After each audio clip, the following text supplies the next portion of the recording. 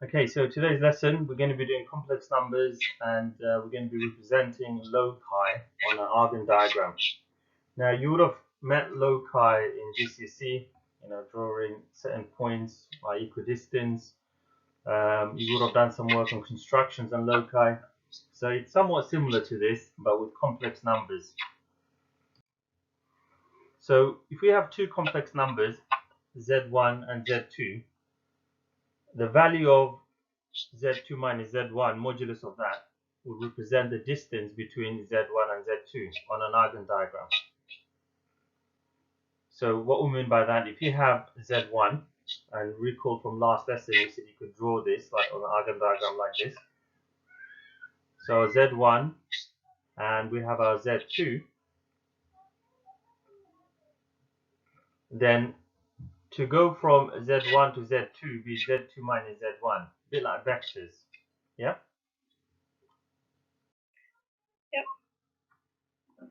Using the results from the above, we can replace z2 with a variable, and we'll call the variable point z. So the locus of point described by z minus z1 equal to r is a circle with center x1, y1 and radius of r. So it's really important for you to understand for this topic that you recognize the point represented by z is a variable. The point represented by z1 is fixed. So you could start a question by plotting it and then thinking about where z could be.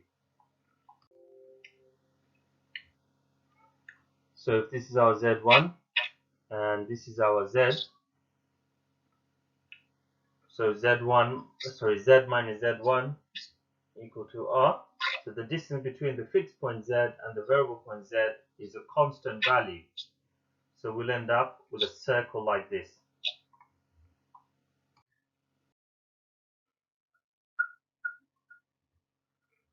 So it is possible to show this rule using algebra. So let's recall z minus z1 equal to r.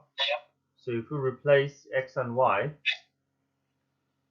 remember the values x and y, x was going horizontally and y was going vertically on the real and imaginary. So we'll get something like this.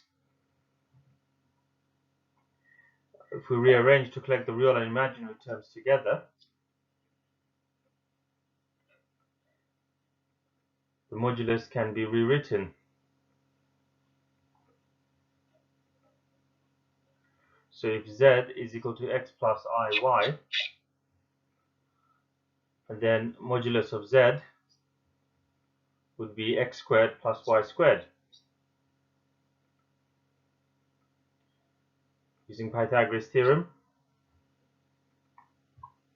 So in this case, if we have x minus x1 plus y minus y1, modulus of that, it can be written in this form. If we square both sides, you should recognize that this is an equation of a circle from your AS maths. So this is a circle with center x1, y1 and radius r. So given that z minus 4 equals to 5, sketch the locus of z on an Argand diagram. Find the values of z that satisfy z minus 4 equal to 5 and imaginary z equal to 0, and z minus 4 equal to 5 and real value of z equal to 0. First of all, the sketch of the locus of this. So we know z1 is equal to 4, so the center must be 4, 0. And the radius is 5. So in words, the distance of the variable point z from the fixed point z1 is equal to 5. So we're starting here, 4, 0, a radius of 5. Although it's a sketch, we have to show that it's cutting the axis because your radius is 5 and you're only 4 away from the origin. So obviously it's going to cut through. Okay, so now we're asked to find the value of z that satisfies this condition. So the imaginary part needs to be equal to 0. This must therefore lie on a real axis only. And this is the real axis. So you can't have any element of imaginary. Since the radius is 5 and the center is 4, 0, z would equal to -1, or z would equal to 9.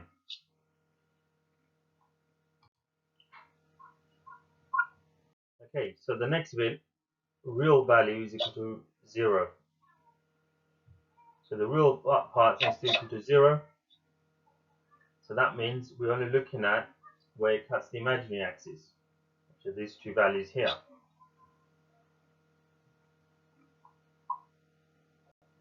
We can use the equation of circle to find these.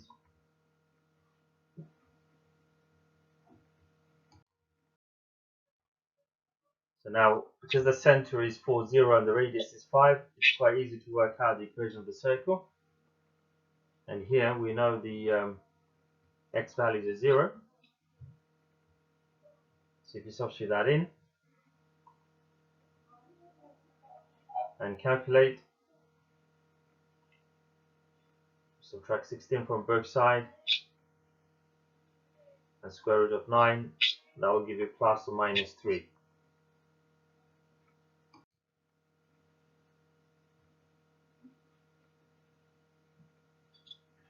So these are our z value. Z equal to 3i or z equal to minus 3i.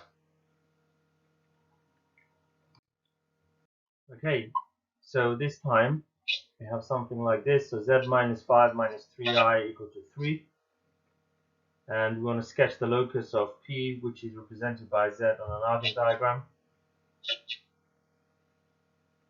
So first of all, you could write this collectively. If you collate them in a bracket, you can write it like that. Z minus bracket 5 plus 3i. So that leaves us with z as it is, and that is the variable point. And we'll put this in a bracket, which is the fixed point. So that means we know the point z and the fixed point 5, 3 is equal to 3. So this is our center of the circle, 5, 3, and a radius of 3. And be careful here, because the height should be 3 because of the radius, and we've got 5, 3, it should be a tangent and not go through the axis. So this will be a circle of radius 3 units, center 5. We want to find the maximum value of the arc z in the interval between minus pi and pi.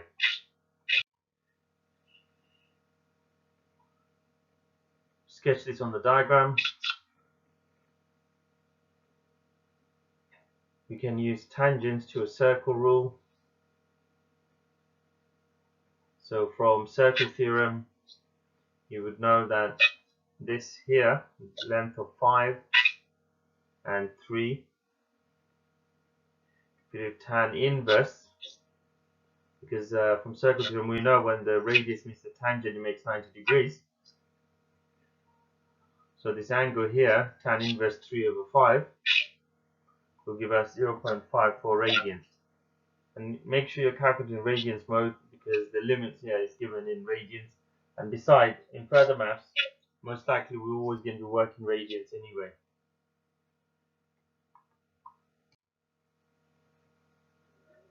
So if we double this, that will give us a radiance of 1.08. Yep. Use an algebraic method to find the Cartesian equation of the locus of z. So similar to what we looked at earlier, finding the circle, we could replace the z with x plus iy. And same as before, if we group them together, put the real together and imaginary together,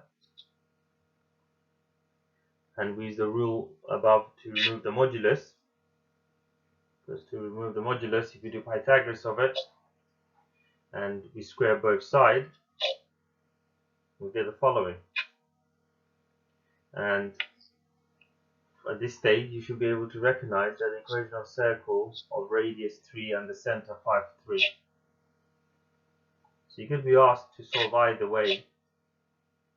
So you should be able to solve whether you're doing algebraically or you're just writing it down from intuition.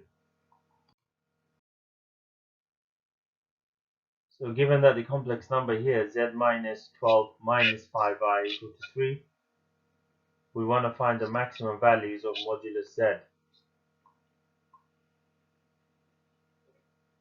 So you should start off by drawing this on an Argand diagram. So same as before, if we put this bracket around it, we have z minus is a circle with center 12, 5 and radius of 3. So our Argand diagram should look something like this. So the smallest and the largest value of mod z will be on the same straight line through the circled center. You can mark the size of the radius on the diagram.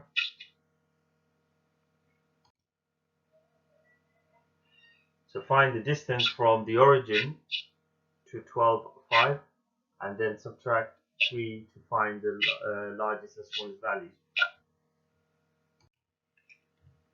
So first of all, the distance using Pythagoras Theorem from the origin to the center we know is 13. So the largest value would be just 3 more. So the largest value would be 16 and the smallest value would be 10.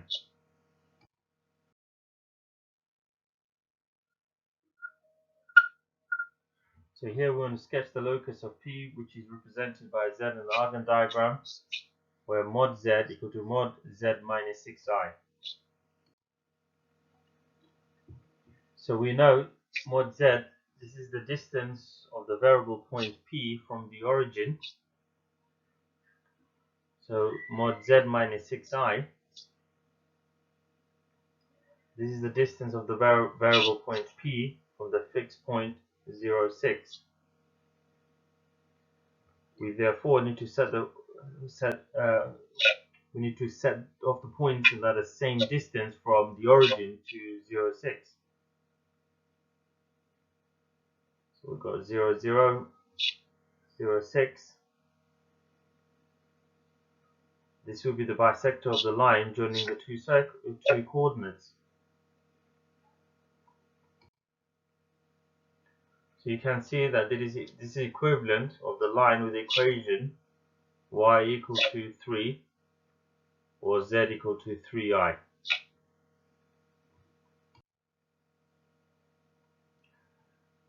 So in summary, the locus of points described by mod z minus z1 equal to mod z minus z2 is a perpendicular bisector of the line segment joining z1 and z2.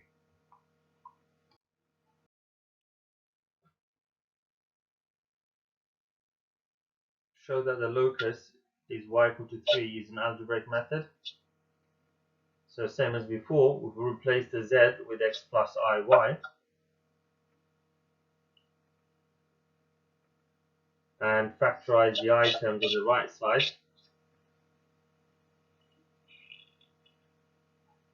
Use the rule for moduli to remove the moduli by squaring both sides, square rooting both sides, doing Pythagoras and then square rooting both sides, and then squaring it. Now we could expand the bracket on the right hand side and then simplify. So 0 equal to minus 12y plus 36. If we solve this now, we'll get y equal to 3. So you can see it gives you the same result as what we had before.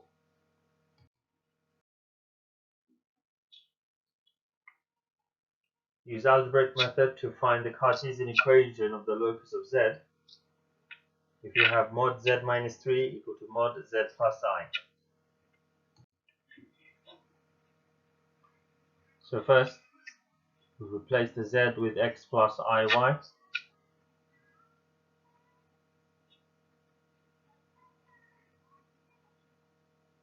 we group the real and imaginary parts.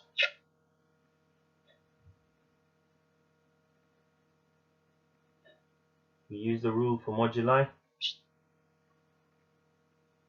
We could square both sides. Could expand the brackets on both sides.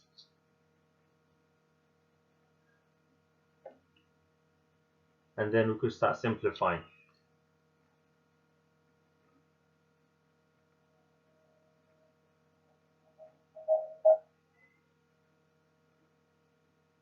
Now if we subtract 1 and then divide everything by 2, we get y equal to minus 3x plus 4.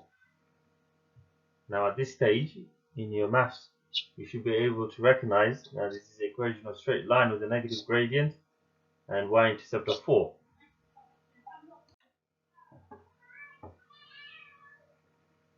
For part B, we want to represent the locus of z on a Cartesian set of axes.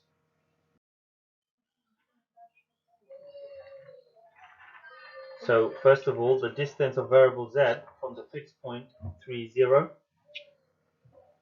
Distance of the variable from point x from the fixed point is 0, minus 1. So if we start off with these two coordinates, we will see the locus of z will look something like that.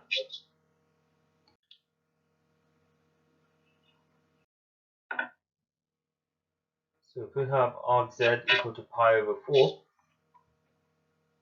sketch the locus of P, which is represented by z on an Argand diagram, then find the Cartesian equation of this locus algebraically. Think about what this means. The angle of the variable point z from the fixed point 0, is equal to pi over 4 radians. So the point, the origin, since there is no fixed point stated, the locus will be a set of points which starts at the origin and make an argument of pi over 4 with a positive x-axis.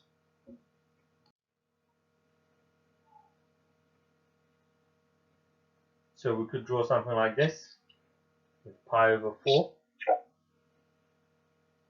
The line is not extended back downwards. It is known as the half line.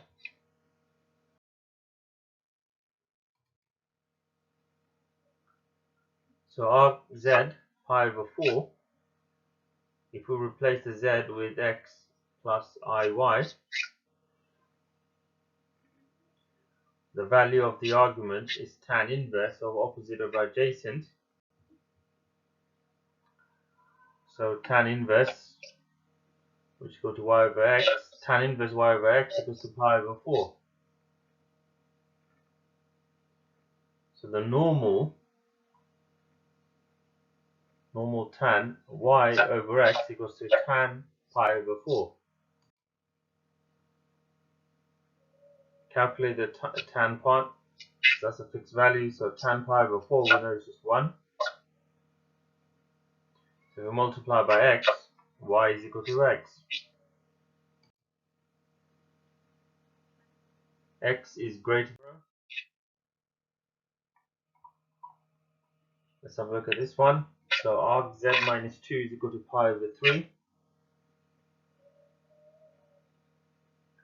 We're going to sketch the locus of P, which is represented by z on an Argand diagram, and then find Cartesian equation of this locus algebraically. So why don't you pause the video and have a go at this. So think about what this means. So the angle of the variable point z from the fixed point 2, 0 is equal to pi over 3 radians. So the locus will be a set of values that, when we subtract 2 from them, make an angle of pi over 3 with the origin. The locus must therefore start at 2, 0 rather than the origin. So it will look something like this, and pi over 3.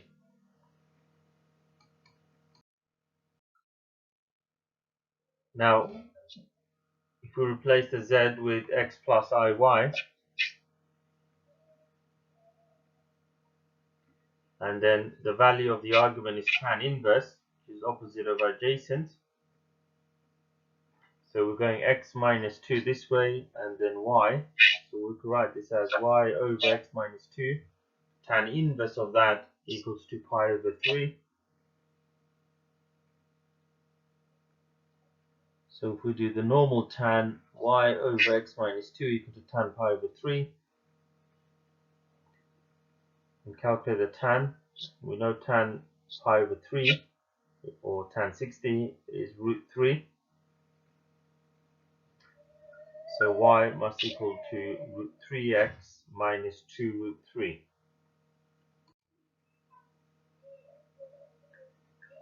And x is greater than 2. Okay, so let's have a look at this one. So we've got arg z plus 3 plus 2y equals to 3 pi over 4.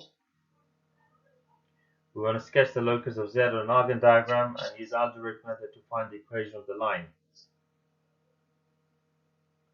Start by writing the argument as a subtraction. So pause this video and you guys have a go at this. So if we put bracket around it, it makes it a lot easier to see. Now think about what this means. So the angle of the variable point z from the fixed point minus 3 minus 2 is equal to 3 pi over 4 radians. So the line will have to start from minus 3 minus 2. And then remember, from positive x-axis we measure the angle, and you always go anti-clockwise, so this will be 3 pi over 4 like this. Now we could write this by replacing z with x plus iy, and then do the same as what we've done before. We do tan inverse with opposite over adjacent. So y plus 2 over x plus 3 equals to tan inverse of that is equal to 3 pi over 4. So now if we do the normal tan, work out tan 3 pi over 4, which is negative 1. If we multiply by x plus 3 and then subtract the 2, we get y equals to minus x minus 5.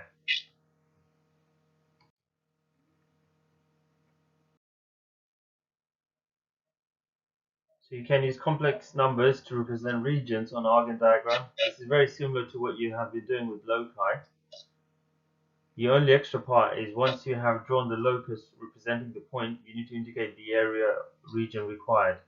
So shade on an Argand diagram the region indicated by, let's take this example, z minus 4 minus 2i less than or equal to 2. So we start with a circle, center 4, 2, and radius of 2. So as we did previous slide, we're going to draw this and it will look something like that. Okay, so what's new? Well, we need to start looking at the inequality. The region we want is where the absolute value of z is, and that is less than 2, or less than or equal to 2. So this will be the region inside the circle.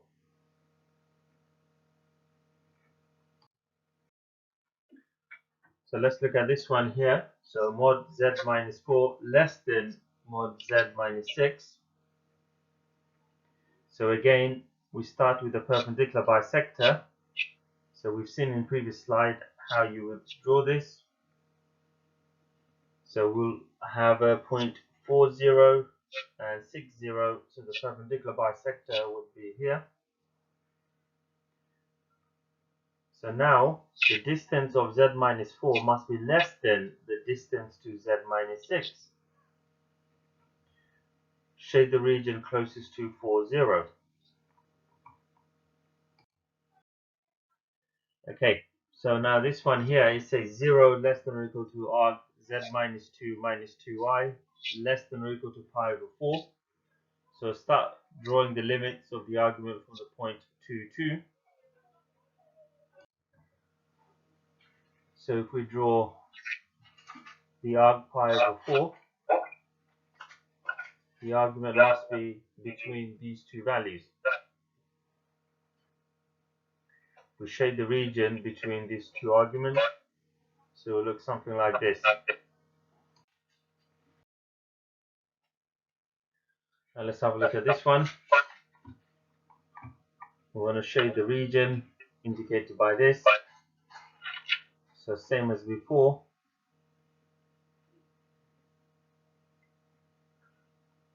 What we need to do, imagine all the regions for the same diagram. So first of all, we've got the circle, we've got the perpendicular bisector, and we've got the arcs between these two values. So the region we want will have to satisfy all of these at the same time. And this will be just this part here.